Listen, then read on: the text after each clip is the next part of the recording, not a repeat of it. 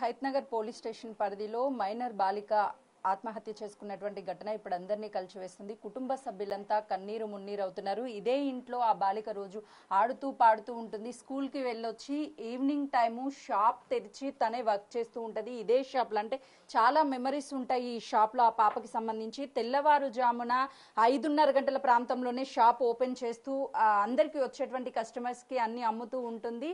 అయితే నిన్న వీళ్ళు ఇంట్లో వాళ్ళు బయటకు వెళ్ళినటువంటి టైంలోనే అర్ధరాత్రి తిరిగి ఇంటికి వచ్చేసరికి పాప వాళ్ళకి ఇన్ఫర్మేషన్ ఇచ్చింది. రోహిత్ అనే వ్యక్తి మమ్మల్ని టార్చర్ చేస్తున్నాడు, డాడీ వెళ్ళి ఫిర్యాదు చేద్దాము అని చెప్పేసి పాప చెప్తే తండ్రి మందలించే ప్రయత్నం చేశాడు. అంటే తను కూడా ఒక చావుకి వెళ్ళొచ్చాను, ఉదయం మాట్లాడదాము అని చెప్పారు. అయితే పాప ఇక్కడే పడుకుంటుంది రోజు. ఉదయాన్నే షాప్ తెరవడానికి వాళ్ళ అమ్మా నాన్నని డిస్టర్బ్ చేయకుండా తానే ఈ షాప్ ని తెరుస్తూ ఉంటుంది. కానీ ఇదే షాప్ లో తను ఆత్మహత్య చేసుకొని చనిపోవడంతో కుటుంబ సభ్యులు చాలా కన్నీరు మున్నీరు అవుతున్నారు. ప్రస్తుతం తండ్రి ఉన్నాడు, తనతో మాట్లాడదాము. చెప్పండి, పాప అసలుకి ఎప్పుడైనా మీకు ఇలాంటి విషయాలు చెప్పారా? 6 months బ్యాక్ చెప్పింది మేడం. అయితే ఆమెకు పెట్స్ అంటే చాలా ఇష్టం. కర్నూలు నుంచి పెట్ని తీసుకొచ్చిన దాన్ని రోజు ఆమెనే వాష్రూమ్కి పొద్దున్న ఆమె తీసుకెళ్తుంది. పొద్దున్న షాప్ తీస్తుంది. షాప్ తీసిన తర్వాత మా భార్యను లేపుతుంది. మా భార్య షాప్లో ఉంటుంది. షాప్లో తర్వాత కుక్కని తీసుకొని రోజు వాకింగ్కి వెళ్తుంది. వాకింగ్కి వెళ్ళే టైంలో ఒక 6 నెలల కింద వాడు ఇట్లా ఇబ్బంది పెడుతున్నాడు అని చెప్పి మాకు చెప్పింది. మాకు చెప్తే అంటే వద్దా మనం బయట చెప్తే బాగుంటుంది అని చెప్పి నేను మా అన్న ఇంకొక కాలనీ లీడర్ ఉంటాడు మా సడ్డ కూడా, ఆయన ఇద్దరం కలిసిపోయి వాళ్ళ అమ్మ నాన్న అందరినీ కూర్చోబెట్టి వాళ్ళకి చెప్పినాము. ఎవరు ఆ రోహిత్ అని వాళ్ళ నాన్నకి కూర్చోబెట్టి చెప్పినాం, అన్న ఇట్లా అవుతుందన్నా, ఇట్లా అవుతుంది, ఇది కరెక్ట్ కాదన్నా, ఒక పాప మీ చెల్లెలాగా చూసుకోవాలా, ఇట్లాంటిది ఎట్లా చేసినవరా నువ్వు అని మాట్లాడితే నేను ఇంకోసారి చేయనన్నా, మీకు దండం పెడతా, నన్ను అది చేయకండి ఇది చేయకండి. వాళ్ళ నాన్న కూడా అన్నాడు, నాకంటే ఒక ఇజ్జత్ ఉంది విజయ, అది తీయకండి అంటే సరేలేనా అయితేనే ఉంటాయి. నాకైతే మా పాప ఇట్లా చెప్పింది అందుకే వచ్చి అడిగిన అంటే వాళ్ళు భయం పెట్టుకురు. అయిపోయిన తర్వాత అప్పటి నుంచి అయితే ఎటువంటి ఇష్యూలు లేవు మాకు. మేము కూడా నిమ్మలంగా ఉన్నాం. నా పాప కూడా మంచిగానే ఉంది, స్కూల్కి వెళ్తుంది, ఎగ్జామ్స్ రాసి వచ్చింది మొన్న కూడా. అయిపోయిన తర్వాత మొన్న 24th వాడు ఇన్స్టాగ్రామ్ నుంచి కాల్స్ చేస్తుంటే నేను ఎంబడే స్క్రీన్ షాట్ తీసుకుని వాళ్ళ డాడీకి పంపించిన. అన్న ఇది మళ్ళీ మీరు అయిపోయింది అన్నారు కానీ నేను వాడు మళ్ళీ ఇట్లా చేస్తున్నాడు అన్న అని చెప్పేసి నేను చెప్పిన తర్వాత ఏమన్నా అంటే సరే విజయ్ నేను ఊర్లో ఉన్నా, వచ్చిన తర్వాత నేను మాట్లాడతా అన్నాడు. సరే మంచిదని చెప్పిన. అయిపోయింది, అప్పటి నుంచి అయిపోయింది. ఆయన అప్పటి నుంచి 24th నుంచి ఇప్పటి వరకు కూడా ఆయన వచ్చి నా దగ్గర మాట్లాడలేదు. రోహిత్ ఎలా పరిచయం మీ పాపకి? అసలుకి గతంలో తెలుసా అబ్బాయి? మీ రిలేటివ్సా లేకపోతే రిలేటివ్స్? వాళ్ళ ఎస్టీ, మేము బీసీ ముదిరాజు, అంటే ఒకటే కాలనీ ఒకటే స్కూలు. వాడు సీనియర్ అంటే ఏమని మెసేజ్ చేస్తున్నాడు, ఏమని వీడియో కాల్స్ చేస్తున్నాడు, అసలు పాపని ఏ విధంగా టార్చర్ పెడుతున్నాడని మీతో చెప్పింది పాప? లవ్ చేయమని చెప్పేసి ఇబ్బంది పెడుతున్నాడని చెప్పింది. లవ్ చేయమని ఇబ్బంది పెడుతున్నాడు అంటే నేను వాళ్ళ ఇంట్లో ఏంది మీ ఏజ్ ఏంది, నువ్వు ఇట్లా చేయడం ఏంది, కరెక్ట్ కాదు కదా, నేనంటూ ఒక దాంట్లో తిరిగేటోని, నాకు ఇట్లాంటివి ఏం నచ్చవు అది అని చెప్పిన. వాళ్ళ డాడీ ఏమో టీఆర్ఎస్లో తిరుగుతాడు, నేను బీజేపీలో తిరుగుతా. మా ఇద్దరు కూడా ఆయనకు నాకు ఎటువంటి క్లాషెస్ లేవు, అందరం బాగానే ఉంటాం. అంటే ఇదంతా 6 నెలల క్రితం జరిగినప్పుడు మీరు పోలీస్ స్టేషన్లో ఫిర్యాదు చేయడం కానీ లేకపోతే నిన్న ఇంటికి వచ్చి బెదిరించాడని చెప్తున్నాడు తను, అప్పుడు కానీ ఫిర్యాదు చేసిన మేడం. అయితే 24th వాళ్ళ నాన్నకు అయితే చెప్తే రెస్పాన్స్ కాలేదు. ఆయన రెస్పాన్స్ కాకపోయేసరికి నేను మళ్ళీ ఏం చేసిన, 4th నాకు మెసేజ్ వచ్చింది, ఐ లవ్ యూ టూ అని చెప్పేసి మెసేజ్ పెట్టగానే నేను చూసి ఎంబడే 3:30 వాళ్ళ నాన్నకు ఫోన్ చేసిన. మళ్ళీ స్క్రీన్ షాట్ తీసి వాళ్ళ నాన్న అన్న చూడన్న ఇట్లా పంపించిన అన్న అంటే, లేదు ఇది మా కొడుకు ఐడి కాదు, మళ్ళీ బెదిరిస్తున్నాడు ఆయన, మా కొడుకు ఐడి కాదు, మీరు కావాలని చేస్తున్నారు అది ఇది అని చెప్పేసి ఆయన చెప్తే నేను ఏమన్నా నీతో మాట్లాడడం వేస్తాను, ఇంకా నేను పిఎస్కి కంప్లీట్ చెప్తా అని చెప్పిన. పోయినా ఎగ్జాక్ట్లీ 4:30 హైత్నగర్ పిఎస్కి పోయినా. హైత్నగర్ పిఎస్కి పోయి అక్కడ హోమ్ గార్డ్ ఉండే వాళ్ళే రాసిరు మొత్తం. రాసిన తర్వాత మీరు ఏమేమి ప్రూఫ్స్ ఉన్నాయో నాకు జిరాక్స్ పెట్టండి అని చెప్తే పోయి జిరాక్స్ తీసుకొని అవన్నీ అటాచ్ చేసి ఇచ్చిన తర్వాత ఏమైందంటే కానిస్టేబుల్ పోయి సిఐసార్ని లేపనికి పోయాడు. ఆయన పడుకున్నాడు, 4:30 పడుకున్నా ఆయన డ్యూటీలో. పడుకుంటే సరే లేపనికి పోతే ఆయన వచ్చి ఏం చెప్పాడంటే, సార్ జర మీటింగ్లో ఉన్నాడు, కొద్దిసేపు ఆగండి అన్నారు. సరే ఒక ½ hour అక్కన్న ఆయన నా 2 పిల్లల్ని పెట్టుకోండి మేడం, 2 పిల్లల్ని పిఎస్కి తీసుకుపోయి పిఎస్లో కూర్చోబెట్టుకొని నేను మాట్లాడిన తర్వాత మళ్ళీ ఆయన ఏమన్నాడు, ఇంకొక ఆయన వచ్చి మళ్ళీ ఒకసారి చూసినాపు అని చెప్తే ఆయన అప్పటికే పడుకున్నాడు. ఆయన వచ్చి కానిస్టేబుల్ చెప్తున్నాడు ఏమని, సార్ పడుకున్నాడు. నేనేమన్నా అంటే, సార్ పడుకుంటే పడుకున్నాడు, మీరైతే డ్యూటీలో ఉన్నారు కదా, వాళ్ళ నాన్న నెంబర్ ఇచ్చినా కదా, వాళ్ళ నాన్నకు ఒకసారి ఫోన్ చేయండి, మీరు ఫోన్ చేస్తే ఆయన వస్తాడా లేకపోతే ఏమైనా చెప్తాడు, సంజయ్ చెప్తాడా అని చెప్పిన. అంటే అసలు కాల్ చేశారా, వాళ్ళని అప్రోచ్ అయ్యి పిలిచారా, పోలీసులు ఎఫ్ఐఆర్ చేశారా? ఎఫ్ఐఆర్ చేయలేదు, ఏది చేయలేదు. నా దగ్గర నేనేమన్నా అంటే కొంచెం సీరియస్ అయినా మేడం నేను, ఎందుకంటే నా పాప విషయం కాబట్టి నేను సీరియస్ అయినా. ఏం సార్ ఇప్పటివరకు కూడా మీరు పట్టించుకోవట్లేదు, 1 hour పైన అయిపోయింది వచ్చి అంటే. ఆయన పేరుంది మేడం ఆయనది. ఆయన వచ్చేసి ఏమన్నాడు అంటే, లేచి బయటకు వచ్చాను, మీరు ఎందుకు రెస్పాన్స్ కావట్లేదు, ఆడపిల్ల పంచాది అంటే ఆయన ఏమంటూ, నువ్వేమైనా ఉంటే లీగల్గా చూసుకోపో, లేదంటే పీసీని ఇచ్చి పెట్రోల్ అంటే నా పాప సార్ ఇజ్జత్ పోతుంది కాలేజీలో మీరు పెట్రోల్ బండి ఇచ్చి పంపిస్తే ఇజ్జత్ పోతుంది, వద్దు మేడం పెట్రోల్ వద్దు సార్. నా నెంబర్ ఆయన నెంబర్ ఇచ్చిన వాళ్ళ ఫాదర్ది, ఆయనకు ఫోన్ చేయండి పిలిపియండి అని చెప్పిన. పిలిపానంటే నేను పిలిపాను, నువ్వు లీగల్గా చూసుకోపో అని కానిస్టేబుల్ దగ్గర పేపర్ గుంజుకున్నాడు. నిన్న రోహిత్ అనే అబ్బాయి ఇక్కడికి వచ్చాడా? 4వ తారీఖు రోజు ఈ కంప్లైంట్ విషయం ఇదంతా. 4వ తారీఖు రోజు నేను పోయి చెప్పిన తర్వాత కూడా వాళ్ళు పట్టించుకోలేదు, వల్గర్గా మాట్లాడారు. మళ్ళీ నిన్న మొన్న నువ్వు ఏం చేసినావు రాబాయి అని మాట్లాడారు. నేనేమనుకున్నా అంటే నాకు తెలిసిన లీడర్లకు ఫోన్ చేస్తే నువ్వు చక్కగా ఏసీ ఆఫీస్ అడుగు, ఆడ పోయి మాట్లాడన్నారు.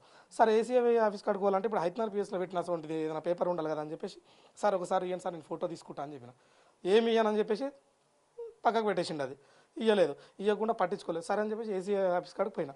ఆడికి పోయిన తర్వాత ఏంటంటే నాకు మా వదిన వాళ్ళు మా చెల్లెలు చనిపోయిందని నాకు కాల్ వచ్చింది. ఇది 4వ తారీఖు రోజు ఈవినింగ్ 5:30కి అట్లా. సరే అమ్మ ఈ పంచాదంతా ఇది వద్దులే అమ్మ ఇప్పుడు వచ్చిన తర్వాత చూసుకుందాము అని చెప్పేసి నేను పాపలు నిన్నే వదిలేసి నేను వెళ్ళిపోయాను. చావాలనుకుంటే మేము ఆ రోజు నైట్ 4th రోజు నైట్ ఎవరం లేము ఇంట్లో, ఆ రోజు చేసుకోవచ్చు కదా. అయితే 5th డే రోజు ఏం తెలిసిందంటే వాళ్ళకు కేసు అయింది, ఇట్లా కేసు పెట్టిరని తెలిసింది. తెలియగానే వాడు ఇంటికి వచ్చి 5 గంటలకు వచ్చి బెదిరించాడు. అదే పోలీసు వాళ్ళు 4 గంటలకు నేను కంప్లైంట్ పెట్టినప్పుడు ఒకసారి రెస్పాన్స్ అయిన నా పాప బతుకుతుండే కదా. మా బాబు చూసి మా పాప అయితే ఇంటికి వచ్చి నైట్ 8 గంటలకు వచ్చిన 11 గంటలకు వచ్చిన స్నానం చేసుకొని కూర్చోగానే డాడీ నీకు ఒక విషయం చెప్పాలి డాడీ అని. చెప్పమ్మా ఏంద్రా అంటే వాడు మళ్ళీ వచ్చి నన్ను ఇట్లా బెదిరించింది డాడీ, మనమేమో కేసు పెట్టకపోతే ఎవరు పట్టించుకోలేదు. నేనేమన్నా అంటే వద్దులే అమ్మా కేసులు మనతో కాదులే అమ్మా, పెద్ద మనుషులు అందరినీ పిలుస్తారు రేపు పొద్దున, నువ్వు గమ్మున వండుకోతాలి, పొద్దున నేను పిలుస్తాను అందరినీ పెద్ద మనుషులను పిలిచి మాట్లాడదాంరా, వాడు ఎందుకు ఇట్లా చేస్తున్నాడు ఏంది అసలు అని చెప్పేసి పొద్దున పిలుస్తామని మాట్లాడినా. సరే డాడీ అన్నది. అక్కడ పడుకుంది 11:30కు వచ్చి డాడీ కిటికీ తెరవ డాడీ నాకు ఉబ్బరిస్తుంది అన్నది, ఫ్యాన్ ఖరాబ్ అయింది. అది అయితే వద్దామా వర్షం పడుతుంది కదా లోపలికి వస్తే చినుకు నా దగ్గర వచ్చి పడుకోమా అన్న. నా దగ్గర వచ్చి పడుకోమంటే సరే డాడీ అన్నది. వాష్రూమ్కి వచ్చి తర్వాత నేను పడుకున్నాను. నేను ఎందుకంటే మేము బయటకు పోయి వచ్చినాం, అలసిపోయి వచ్చినాం. మేము పడుకోగానే 4:30కు మా భార్య లేపింది నన్ను. ఒకసారి లేవు అంటే ఏమైందంటే ఒకసారి నువ్వు కర్రా అని చెప్పి షాప్లోకి తీసుకొచ్చి ఇక్కడ హ్యాంగ్ చేసుకొని పాప. అప్పుడు ఏంటంటే మా నాన్నకు మా అక్క వాళ్ళకి అందరికీ చెప్పిన నేను. పోలీసులు పట్టించుకుంటే మాకు ఇవాళ ఈ పరిస్థితి వచ్చేది కాదు మేడం. కూతురుకి తండ్రికి చాలా బాండింగ్ ఉంటుందండి, ప్రతి ఒక్కటి షేర్ చేస్తుంది. అసలు పాప ఎలా ఉండేదంటే ఏమైనా భయపడుతూ ఉండేదా? లేదు మేడం, ఆమెకు 1 ఇయర్ కర్రసామ నేర్పించిన, కత్తిసామ నేర్పించిన. ఆ పాప 2 మొగోళ్ళు వచ్చినా కొడుతుంది, అంత డేర్ పర్సెంట్ మేడం. నాకు చిన్నది ఏమన్నా అయిందనుకో అగో ఆ ముందా ఆమె భయపడుతుంటుంది. నా బిడ్డని నేను నన్ను కొట్లాడికి పోతుంటే కట్టె తీసుకొని డాడీ ఫస్ట్ కొట్టు వాడిని అని, అట్లా అంటే అంత డేర్ మేడం ఆ పిల్లకు. నేను ఇప్పుడు కూడా చెప్తున్నా మేడం, నేను చచ్చిపోయి నా పాప బతుకున్నా బాగుండు. ఎందుకంటే నా ధైర్యం కన్నా ఆమె ధైర్యం వీళ్ళకి ఎక్కువ మేడం, మా పిల్లలకి ఎక్కువ. అలాగే ఎగ్జామ్ వాళ్ళకి పోతున్నా అంటే డాడీ అక్క భయపడుతుంది, ఆమెకి ఏం తెలియదని ఆమె వెంబడిపోతుంది. ఎగ్జామ్ రాయించడానికి ఇంటర్ ఫస్ట్ ఇయర్ ఎగ్జామ్ రాయించడానికి నా చిన్న బిడ్డ నా పెద్ద బిడ్డని తీసుకుపోతుంది, అంత ధైర్యం మా పిల్లది. ఏం చెప్తారండి పోలీసులకు? అంటే వాస్తవానికి మీరు ఫిర్యాదు ఇచ్చినప్పుడు తీసుకోలేదు అని చెప్పి చెప్తున్నారు, పోలీసులకి ఏం చెప్తారు? నాకు జరిగినట్టు మాత్రం ఇంకెవరికి జరగదు మేడం, ఏ ఆడపిల్లలు జరగదు. ఎందుకంటే మేడం మేము మా పాపల్ని ఇట్లా చూసుకుంటాను కళ్ళు మొత్తము తెలుసు. అసలు 5 నిమిషాలు నిలబడి ఎందుకు ఇట్లా చేసిండ్రా అని చెప్పేసి ఫోన్ చేసి వానికి ఇట్లా నీ కొడుకు ఇట్లా చేస్తున్నా అని చెప్పిన ఉంటే నాకు ఇటువంటి పరిస్థితి వచ్చేది కాదు మేడం. అందులోనూ మేడం ఇంకొకటి, వాడు మొత్తం గంజాయి దాకా కూడా తిరిగేటోళ్ళు. నేను ఒకటే డౌట్ మేడం, మొత్తం మీడియా పూర్వంగా అడిగేది ఒకటే డౌట్, కనీసము ఒక చిన్న పిట్టి కేసు అయితేనే నీకు అన్నది ఒక చిన్న రిసిప్ట్ ఇస్తారు, స్కాన్ చేసుకొని రిసిప్ట్ ఇస్తారు. నా పాపది ఇట్లా నన్ను ఇట్లా చేస్తున్నాడు అని చెప్తే నాకు ఒక రిసిప్ట్ కూడా ఇవ్వాలి మేడం. ఇవాళ పోయి కూడా నేను ఎఫ్ఐఆర్ మీరు చేసిరు కదా, నేను కంప్లైంట్ ఇచ్చిన కదా, ఆ పేపర్ ఇవ్వండి, నేను ఏసీపీ ఆఫీస్ కాడికి పోతా అంటే ఆ పేపర్ కూడా ఇవ్వాలి మేడం నాకు. వాస్తవానికి ఇదే షాప్ లో మీ పాప ఉదయాన్నే లేచి షాప్ తెరవడం కానీ ఇదంతా చాలా మెమరీస్ ఉంటాయి మీకు పాపకు సంబంధించి. మర్చిపోవడం అనేది అసలుకి అది హైలీ ఇంపాసిబుల్. నేను కూడా ఉన్నాను మేడం, ఎక్కువ ఖచ్చితంగా చెప్తాను, నా తోడు కూడా కాదు. ఎందుకంటే మా భార్య కానీ నా కొడుకు కానీ మా పెద్ద బిడ్డని కానీ వీళ్ళు ఎవరు నాకు లైక్ కాదు మేడం. ఎందుకు తెలుసా, ఆ పిల్ల నా సొంటిది, నేను ఎట్లా అంటున్నా నాకు ఈక్వల్గా ఉంటుంది ఆమె. అట్లాంటి పిల్ల పోయిన తర్వాత ఇక ఏముంటుంది మేడం మాకు అసలు ఊహించుకో. మా భార్య అది ఇప్పుడు ఉస్మానియా కాడ ఉంది, ఎట్లుందో కూడా తెలియదు మేడం, అది ఎట్లుందో కూడా తెలియదు మేడం మాకైతే. అది కూడా ఒకటే ఏడుస్తుంది ఆడ కూర్చొని. మా ఫ్యామిలీ అంతా ఆగమైపోయినట్టే మేడం. ఇంకా వాళ్ళే చంపారు మేడం మా పిల్లని. పోలీసు వాళ్ళే చంపారు. నేను ఆడపిల్లకి ఇది చేస్తా, నేను అది చేస్తా అని చెప్పి ఇంత పొడుగు అంత పొడుగు మాట్లాడతారు. ఉత్త కేసు తీసుకొని ఇంకా చేత కాలేదా మా పిల్లకి? ఒక్క నిమిషం వాడిని పిలుచుంటే మాట్లాడి భయపెట్టుంటే ఈరోజు మా పాప ఇట్లా అయిపోయేది కాదు కదా. ఎన్ని ఇయర్స్ మేడం పాప? 13 years పాప. ఎట్లా ఉంటుంది మేడం మాకు బాధ. ఇప్పుడు నేను వెళ్ళేసి మార్నింగ్ పోలీస్ స్టేషన్లో నేను అరుస్తుంటే నీకు కనీసం కేసు తీసుకొని వాడిని పిలిచుంటే అయిపోయేది. ఏం చేస్తున్నారు, ఏం బీక్తురు, మీరు పోలీసు వాళ్ళు ఉండాలి నేను అడిగితే సమాధానం కూడా ఇస్తలేరు మేడం. ఇట్లా ఉంటే జనాలు బతకాలా సావాలా? ఏమన్నా ఇబ్బంది వస్తే పోలీసు వాళ్ళు ఉన్నారన్న ధైర్యంతో పోతాం, కానీ బయటికి మెడలు పట్టి దొబ్బితే ఇంకా ఏం లాభం? మేము అసలు ఏంది, మనం ఈ ప్రజాస్వామ్యంలో ఉన్నామా, అడవిలో ఉన్నామా, అసలు ఏంది బతుకులేంది ఏం అర్థమవుతుంది. ఓ చిన్న పాప మేడం, అదే వాళ్ళకుంటే అట్లనే అవుతుండేనా?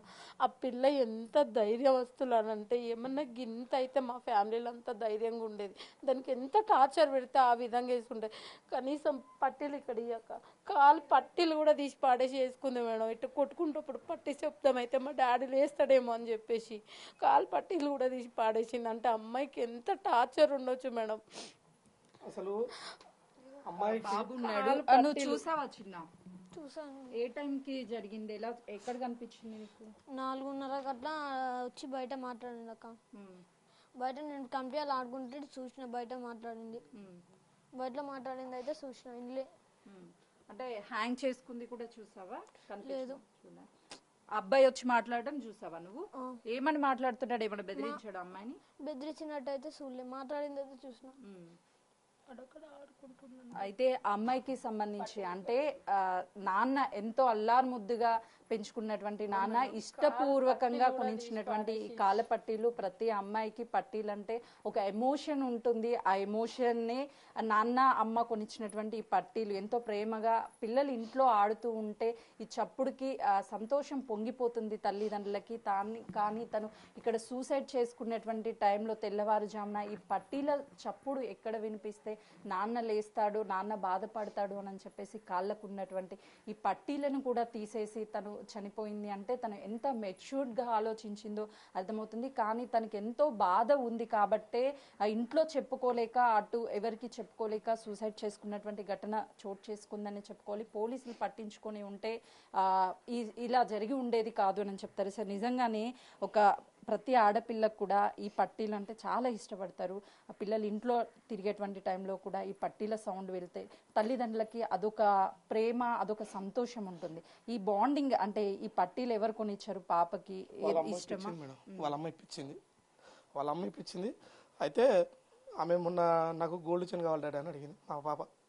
ఎందుకమ్మా అంటే, అక్క పాస్ అయితేనే కాలేజీలో బ్యానర్ వేసిర్రు, నేను పాస్ అయితే కాలేజీలో నువ్వు బ్యానర్ వేయాలి, నేను 10th ఖచ్చితంగా ర్యాంకు కొడతాను, ర్యాంకు కొడితే ఖచ్చితంగా కాలేజీలో బ్యానర్ వేయాలన్నది. కానీ ఇప్పుడు నా బిడ్డకు శ్రద్ధాంజలి బ్యానర్ వేస్తాను మేడం. నేను నా బిడ్డకు శ్రద్ధాంజలి బ్యానర్ వేసుకున్నా. నేను మొన్న వాళ్ళ అక్క ఇంటర్ ఫస్ట్ ఇయర్లో మంచి మార్కులు వచ్చాయని చెప్పి పిలిచిర్రు బ్యానర్ గురించి ఫోటోకి. అప్పుడు పోయి అదంతా మనసులో పెట్టుకొని నాకు వచ్చి చెప్పి, డాడీ అక్కకు చాలా మంచిగా ఫోటోలు తీసారు డాడీ, నేను ఫస్ట్ ఇయర్ 10th ఖచ్చితంగా మీరు ర్యాంకు కొడతా డాడీ, నాకు ఖచ్చితంగా నువ్వు ఇక్కడ కాలనీలో బ్యానర్ వేయాలి డాడీ అన్నది. కాలనీలో కాదమ్మా పెద్ద బోర్డింగ్ కడతామ్మా అని చెప్పినాడు. నా బిడ్డ వేరే మేడం, ఆమె గురించి చెప్పుకోవాలన్నా మాటలు రావు మేడం. ఆమె నా బిడ్డ లేకపోతే నేను లేను మేడం. నిజంగా వాస్తవంగా మాకే చాలా బాధ ఇస్తుంది ఈ విషయం వింటుంటే. ఆ పాప నేను చదువులో ఫస్ట్ వస్తాను అని చెప్పేసి మీరు అన్నట్టుగా కరాటీ ఇవన్నీ కూడా నేర్పించారు. అలాంటి పాపని ఈరోజు నిజంగా ఒక హోర్డింగ్స్ వేసి నేను బాగా చదువుతున్నాను అని ఒక ఎమోషనల్గా చెప్పుకోవాల్సినటువంటి టైంలో నిజంగా శ్రద్ధాంజలి ఫోటో వేసి ఆ పాప ముందు ఏడవడం నిజంగా బాధాకరంగా ఏం చెప్తారు? మా ఫ్రెండ్స్ అందరు మేడం, ఆమె పేరు మీనాక్షి, మీను అని ఎవరు పిలరు, అందరు ఇప్పుడు మా ఫ్రెండ్స్తో ఎవరితోనో మాట్లాడారు తల్వార్ అని పిలుస్తారు ఆ పాపని. అంత షార్ప్ ఉంటుంది ఆ పాప, చాలా షార్ప్ మేడం. నేను కొట్లాడుతున్నా అంటే వీళ్ళందరూ కలిసి మా అక్కలకి చెప్పని చూస్తే ఎవరిని చెప్పనియదు. మా డాడీ వెనక మా డాడీ వెనకాల నేనున్నా అని చెప్పి కొట్లాడక నాతో పాటు వస్తుంది మేడం. అంత డేంజర్ ఆ పిల్ల. కానీ చేసుకుందంటే నమ్ముతలేను మేడం. ఇందులో ఉన్నటువంటి చాలా జ్ఞాపకాలు మీ పాపకి సంబంధించి. సో రేపటి నుంచి ఈ కాలపట్టీల సౌండ్స్ కూడా వినిపించవు, ఆ పాప మీకు ఇక్కడ కనిపించదు. ఆ లోటు అనేది భర్తీ చేసుకోలేరు. మీకు ఉన్నటువంటి పిల్లలకు కావచ్చు, మీరు కావచ్చు, ఏం చెప్తారు? నాకు నేను ఇక్కడ కాల్ చేసిపోయి నా బిడ్డ బొందకాన్ని వండుకుంటా మేడం నేను. ఎందుకంటే నా బిడ్డ మా పేరు తలిస్తే మీనమ్మ అసలు ఊహించుకుంటేనే నేను నిజంగా ఎవరింటికో సాగుకొచ్చినట్టుంది మేడం. వేరే వాళ్ళ ఇంటికి సాగుకొచ్చినట్టుంది. నా బిడ్డ చచ్చిపోవట్లేదు మేడం. నాకు నేను నమ్మలేకపోతున్నా మేడం. నాకు 2 సార్లు స్ట్రోక్ వచ్చింది మేడం. మా వీళ్ళకి చెప్తుంది, ఏమైనా ఉంటే నాకు చెప్పండి, నేను పోయి మాట్లాడతా, కానీ డాడీకి చెప్పొద్దని చెప్తుంది. వేరే మేడం వాళ్ళ స్కూల్ దగ్గర పోయి కూడా అడుక్కోండి మేడం. ఎంత షార్ప్ అంటే మేడం, స్కూల్ ఫస్ట్ పాప క్లాస్లో ఎప్పుడు కూడా వాళ్ళ టీచర్లు కూడా ఒక్కరోజు రాకపోతే ఫోన్ చేస్తారు, ఏంది విజయ్ రాలేదు మీ పాప అని. పాపకి చిన్న గాయం అయితేనే తట్టుకోలేరు. అలాంటిది పాప హ్యాంగ్ చేసుకొని చనిపోయేటప్పుడు తను ఎంత విలవిలలాడిపోయి ఉంటుందో ఆ ప్రాణం. ఏమో మేడం, నిజంగా ఈ సొసైటీ అనేది కరెక్ట్గా ఉంటే చనిపోయిన తర్వాత క్యాండిల్ ర్యాలీలు అవసరం లేదు మేడం. చనిపోయిన తర్వాత క్యాండిల్ ర్యాలీలు అవసరం లేదు. బతుకున్నప్పుడు పోయి పిటిషన్ ఇస్తే కనీసం పిలిచి మందని కౌన్సిలింగ్ చేయాలి మేడం.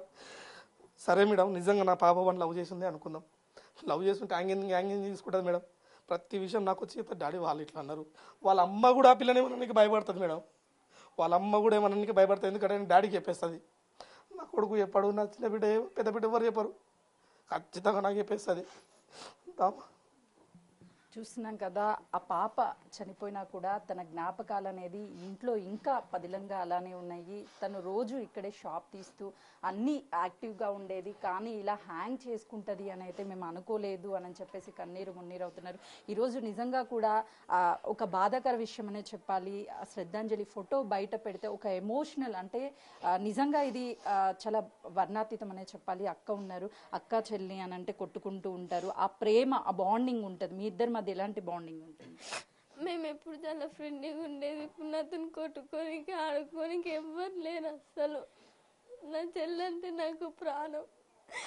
మేము ఎప్పుడైనా ఒకటే డ్రెస్ వేసుకుంటాం, కలిసి ఉంటాం మేడం. ఎప్పుడు డ్రెస్ దేని ఎవరికి ఇద్దరికి మాత్రం సేమ్ డ్రెస్. ఇంతవరకు మీ నాన్నగారు మాట్లాడుతూ కూడా మీరు ఫస్ట్ వచ్చారు, హోర్డింగ్స్ వేశారు, నా హోర్డింగ్ కూడా వేయాలి, గోల్డ్ చైన్ కొనిపించి అవి అన్నీ చెప్తుంది అని అంటున్నారు. ఈ పట్టీలు కూడా తనకి చాలా ఇష్టం అని విన్నాము, కానీ ఈరోజు తనే లేకుండా ఉంది.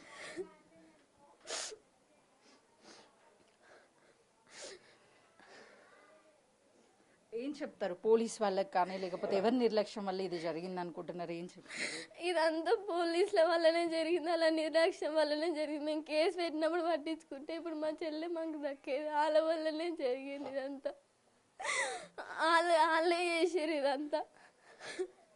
అంటే చనిపోయినటువంటి పాపనైతే తిరిగి తీసుకురాలేము, మీకు న్యాయం ఏం కోరుకుంటున్నారు? ఇలాంటిది ఇంకో అమ్మాయికి జరగకూడదు అస్సలు. ఇది పట్టించుకోవాలి పోలీసులు.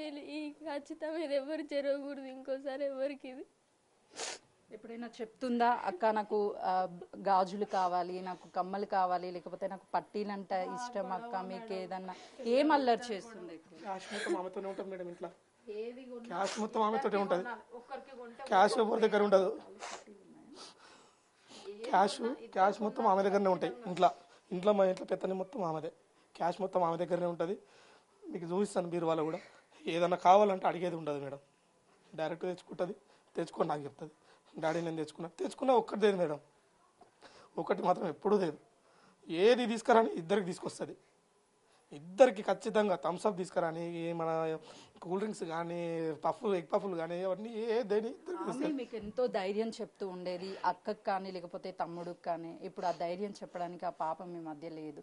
ఏం చెప్తుంది అసలు మీకు? అంటే డాడీ నేను ఇలా అవుతాను, అలా అవుతాను, సొసైటీ గురించి ఇలాంటి విషయాలు చెప్తుందా? ఆమె కానిస్టేబుల్ ఉంటాయి మేడం. ఆమెకి ఎందుకంటే అది చాలా ఇష్టం ఆమెకి. ఎందుకంటే టఫ్ మనిషి ఆ పిల్ల, ఫుల్ టఫ్. మేము ఎగతాలు చేసేది ఆమెకి. చూడ్డానికి పొట్టి ఉన్న నువ్వు ఏడవుతావు అమ్మ, నువ్వు ఏడవుతావు. డాడీని కొద్దిగా తెలియదు, స్టడీ మంచిగా చదివితే చిన్నగా ఉన్నా కూడా తీసుకుంటారు డాడీ. ఖచ్చితంగానే కానిస్టేబుల్ అవుతాడు డాడీ. ఎందుకు పోలీస్ అవ్వాలని ఎందుకు అనుకుంది ఆ పాపకి? నేను ర్యాలీలకు దానిలో పోయేస్తాను మేడం. పోయి రాగానే నేను ఇంట్లో బాధపడుతుంటే చెప్తుండే, అట్లా కాదు డాడీ, నువ్వేం పట్టించుకునే లేకపోతేనే ఇట్లా అవుతుంది డాడీ. నేను ఖచ్చితంగా అవుతా డాడీ. మన ఖాందాన్ మొత్తంలో నేను ఖచ్చితంగా చేస్తాను. నేను అన్యాయం జరిగిన తర్వాత క్యాండిల్ ర్యాలీ తీస్తూ ఉంటారు, అలాంటి వాళ్ళకి న్యాయం చేయడానికి నేను పోలీస్ అవుతానంట. అదే పోలీస్ ద్వారా అమ్మాయి ప్రాణం పోయిందని నేను ఇట్లా అవుతుందని అనుకోలే మేడం. నాకు ఇప్పుడు భయం అవుతుంది మేడం, నా బిడ్డను కూడా చదివించడానికి. మేము ఆమె లేనిదైతే మేము చెప్పలేము మేడం. మేము ఇంకో వారము 10 రోజులు మేము ఊహించుకోలేము. మేము ఇప్పుడు బయట తిరుగుతున్నాం కూడా మేడం. నాకు బయటకు కారు తీసుకొచ్చి ఆపగానే మినమ్మ అని పిలుస్తాను. నేను ఇప్పుడు ఎవరిని పిలవాలి, ఎవరితో మాట్లాడాలి? నిజంగా ఇంట్లో తన కూతుర్ని కోల్పోయి కానీ తన అన్ని జ్ఞాపకాలు ఇక్కడే పదిలంగా ఉన్నాయి. కానీ తను లేనిది మేము ఉండలేము. పోలీసుల నిర్లక్ష్యం వల్లే ఇదంతా జరిగింది. వాళ్ళు టైంకి స్పందించి ఉంటే ఈరోజు నా బిడ్డని కోల్పోయేవాడిని కాదు. మిగతా ఇంకా 2 బిడ్డలు ఉన్నారు. వాళ్ళ పరిస్థితి ఏంటో ఇప్పటికీ అర్థం కావడం లేదు.